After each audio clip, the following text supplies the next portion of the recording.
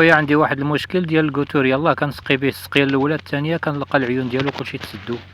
شنو هو المشكل؟ مع العلم اني داير الفلترات. السلام عليكم ورحمه الله الاخوان. غير كيف كتعرفوا بان جميع القوتورات وجميع الصماطي كاين اللي كيقول لهم السينتا كتكون فيهم واحد الخط او جوج خيوط، جوج خطوطه بيضين. كاين اللي فيه خطوطه بيضين، كاين اللي فيه خطوطه حمرين، كاين الزرقين، كاينين الصفرين في الانواع.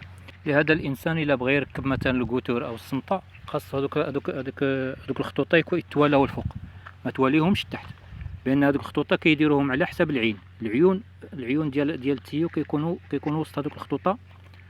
كيقول لك مثلا خاصك هذا الخط هذا العين هذه تردها الفوق، يعني هذا الخط خاصو يرجع الفوق، بان على حساباش ملي كيعمر التيو كيوقف فيه الماء.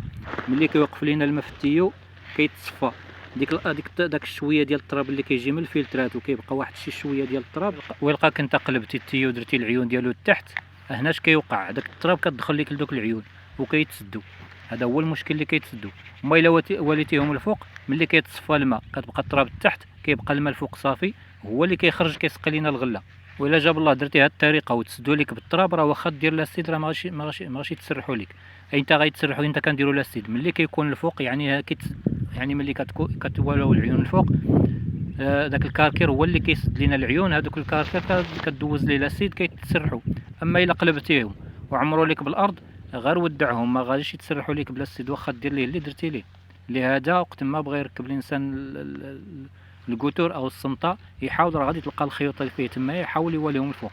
كاين واحد الماركه، واحد النوع ديال القوتور كحل كامل، هذاك داروه قبل هذا لقاو فيه مشكل، ولكن مع ذلك هذاك فيه جوج العيون. كتلقى كل بلاصه كتلقى جوج العيون، وحده كيدير واحد العين تحت وواحد العين فوق، يعني كما درتي غادي تكون واحد العين كاينه الفوق. وهذه غير واحد المعلومه بسيطه بغيت نشاركها مع الناس، لان اكثريه كيسولوني في التعليقات، كنقول اللهم نجاوب بالفيديو. وهذا والسلام، والله يوفق الجميع ان شاء الله رب العالمين.